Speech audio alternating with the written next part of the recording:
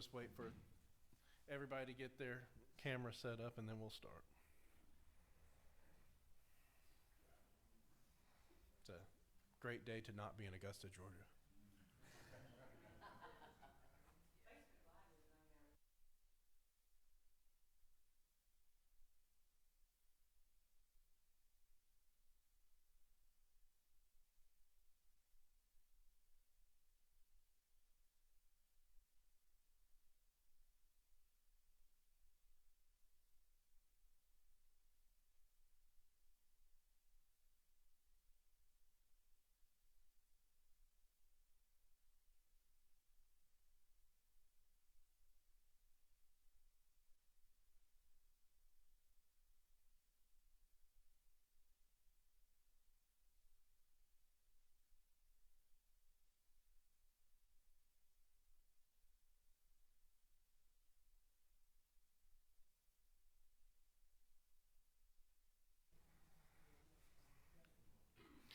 All right.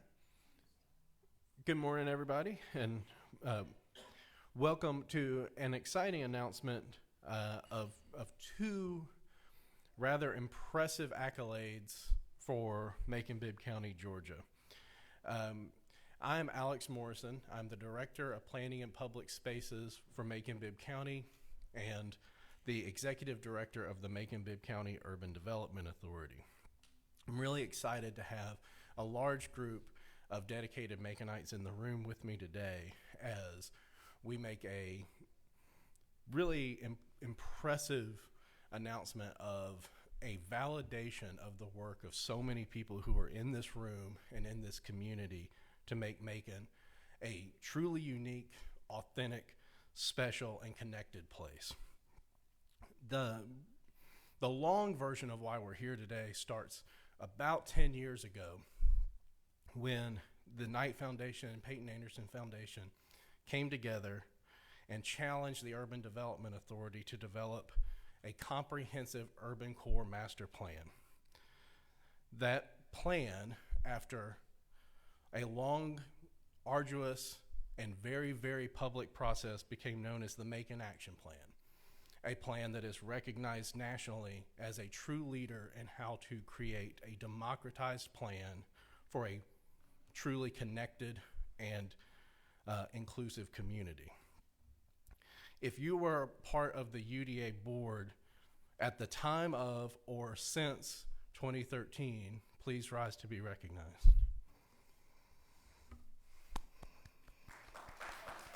It's you, Ed. So many people on the UDA board put a lot of time and effort, and one person who is not in the room today who deserves special accolades was Shannon Fickling, who was the volunteer chair of the MAP committee. That Macon Action Plan that started a revolution of how we do public processes in Macon was integral to a lot of the changes you've seen in the past decade in downtown Macon, under 5 basic principles of supporting the anchors of economic development, of cultivating connectivity amongst all of our different assets and communities, creating a unique and authentic urban core experience, creating new opportunities for people to live and work in the urban core, and then focusing on implementation. So things like the Downtown Challenge. The work and the connection that we made with the Macon Action Plan got us some recognition. And in 2020, after we did our second version of the Macon Action Plan, we were able to join something called the Reimagining the Civic Commons Learning Network, which is a fancy way of saying we are a community that breaks down the ills of segregation and economic disadvantage through civic engagement, through socioeconomic mixing, through focusing on the value of our neighborhoods, and creating environmental sustainability. We work together to create a more inclusive and valuable place for all of our citizens. It has been an amazing thing to see so many people who were not in that room in 2013 come together under the banner of RCC and re-envision a community that is truly one that speaks with one voice collectively for a brighter future for all of its citizens.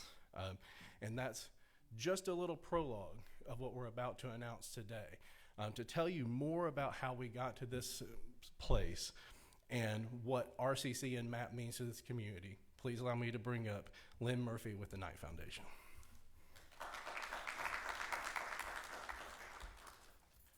Thank you, Alex, and good morning, everybody. I have to say, I wake up every day grateful that Macon, Georgia is a Knight city. And I'm hoping that many of you will choose to wake up every day being grateful that Macon, Georgia is a Knight city. Because I have to say, announcements like today would not be possible without the Knight Network. Macon is part of a national public space initiative, as Alex described, known as the Reimagining the Civic Commons. It's less than two handfuls of cities. There's Macon, there's Detroit, Philadelphia, Miami, San Jose, Chicago, a few other cities you've heard of, and I am super proud that Macon makes that list. That is a national program funded by Knight nationally. We have 3 other large national funders who run that program. It's Kresge Foundation, JPB Foundation, and William Penn Foundation. And because of the generosity of these 4 foundations, these RCC cities, these cohorts, we get to travel from city to city to learn from each other about how to best activate public space and bring our communities together. What I love about the Knight Foundation is we have these exceptional national programs, but it works best when we land them in community. And I especially love it when it lands in this community. And that's what we're here to talk about today. It's just a perfect blending of the way that Knight does work, both nationally and locally, because this national RCC program comes on the heels of work, as Alex has noted, that's been going on in this community for over a decade around the Macon Action Plan. RCC is just a new layer to the work that we're doing. So, all those big cities I just announced to you a few minutes ago are going to be in Macon next week to learn how we do things, and that makes me super proud. We're going to get to tell our story. They're going to get to see the work that all of you are doing to bring this community together through public spaces, in particular with our work in downtown. And they're going to get to meet the other funders locally who make this possible. Knight works very well with our great friends at the Peyton Anderson Foundation and the Community Foundation of Central Georgia. Catherine and Karen and I also have the chance next week to address the RCC crowd to talk about how philanthropy can work together and execute on common goals. But the main point I want to make is that we are here to fund the ideas and the work that all of you and many other people throughout this community are leading. And so I am delighted to know that after next week, we'll have more people leaving Macon, Georgia with Macon on their mind. I do want to invite up to the podium now a very good friend, a good traveling buddy, a good walking meeting buddy, though her legs are a bit longer than mine. She walks a little faster than I do. I also want to acknowledge that Tanja Kabir is who I'm about to call up. Tanja is also a participant in one of those national Knight programs I talked about that lands locally. Tanja is one of our local emerging cities champions, and the project that she led during her time in the ECC program was actually tied to Pleasant Hill. And so again, I love how all these connections come together. So with that, I want to invite Tanja to come up, talk a bit about her RCC experience, and continue to be a great representative for RCC and for Macon. So come on up, Tanja.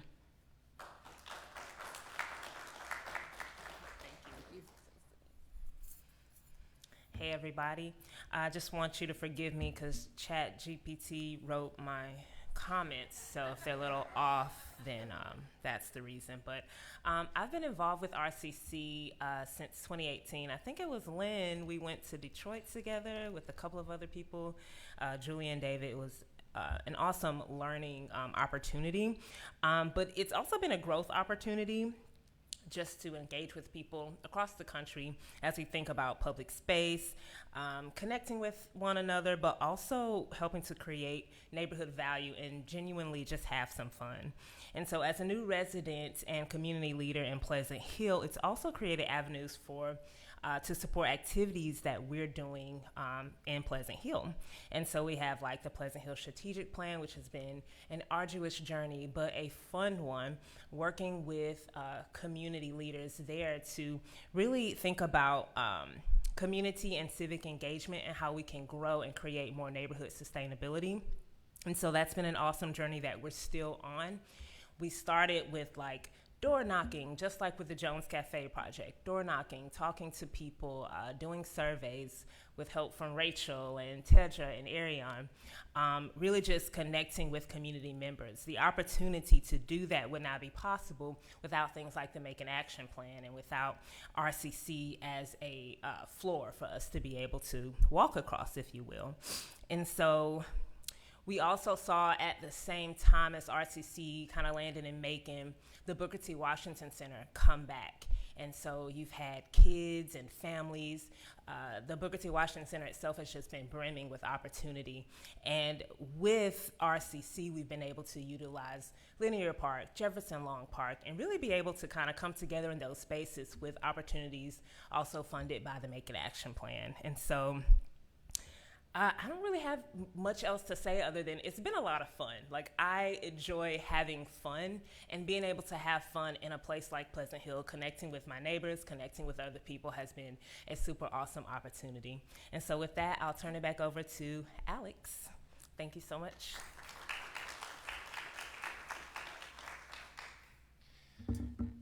Thank you both. The work of Macon and the Macon Action Plan and RCC would not be at all possible without both of you. And one thing that I have to say is that each of us standing here represent dozens and dozens of other people who could give their unique insight to the work that's happened here to show that Macon truly is about teamwork. So we're in Macon, and we get to puff out our chests a little bit today because it is, in fact, as Mayor Miller would say, a great day to be in Macon-Bibb County when we get to say that this morning the National Reimagining the Civic Commons Network has launched a new publication focused on the work in Macon, specifically around our civic engagement, called Investing with Intention, highlighting the fact that Macon is a unique actor in the United States in how it builds and implements its plans for a brighter future for its citizens. This publication is live on the Medium Network for Reimagining the Civic Commons now. Anyone can check it out and read about the work that has happened in our community and how we are teaching others that they too can reimagine their future by focusing on their people. The other thing that we're very excited about is that several of the folks who are included in this RCC network, as Lynn mentioned, are coming to Macon next week. We're going to have over 100 public space leaders from 11 other communities come to Macon to see how we have utilized our public spaces and facilities, and specifically our teamwork, to bring about a much brighter future for our urban core. The participants will all stay at the now just a year-old Hotel 45, where they will have a front door view of the changes and the opportunities that are available in downtown Macon. They will see all of our downtown median parks. They will spend an evening in Pleasant Hill seeing all of the wonderful advancements in public spaces and housing that have happened in Pleasant Hill. They will hear from our leaders of our philanthropies and the leaders of the Old Mulgee Heritage Trail. They will see the efforts that are being made to expand Old Mulgee Mounds National Historical Park into Old Mulgee National Park and Preserve, and get to spend time at this asset that we truly believe is something that will put Macon even further on the national stage. They will get to see our museums, our downtown venues, and they will even get to spend an evening or two at historic Grant's Lounge. They will get a unique view of what has made Macon so special. But I would be remiss if I didn't say that the true thing that makes Macon so special is the fact that we have the absolute best team of people who are dedicated citizens making this work happen. Our RCC committee is the largest committee of any network city. It is probably the only one that has the county manager and private business owners on it, which we have found out makes us unique. We're probably the only one that has a person who puts up 250,000 Christmas lights a year. But to specifically call out some folks who made this event happen, the RCC studio would not be coming here and be as impactful as we know it will be without our host committee from the RCC team. So that's specifically Robert Walker, who's my co-convener, Caitlin Cresson, and Tedra Houston. Please, a round of applause for them. I mean, truly yeoman's work of unpaid extra labor to bring this on. And our two stalwart experts in bringing this on, Emily Hopkins with Newtown Macon and Trish Whitley with Visit Macon. We would not have been able to do this without you. So everyone who's here, if those of you who are watching can't see, we have a large group of folks who are all dedicated to this work. And those who couldn't be with us today, a sincere thank you for putting us on the map nationally, for using the map to put us there, and for continuously showing up when this community needs you to build a brighter future. This government, this community is in your debt, and we cannot wait till more people learn that there's truly something special here. Thank you.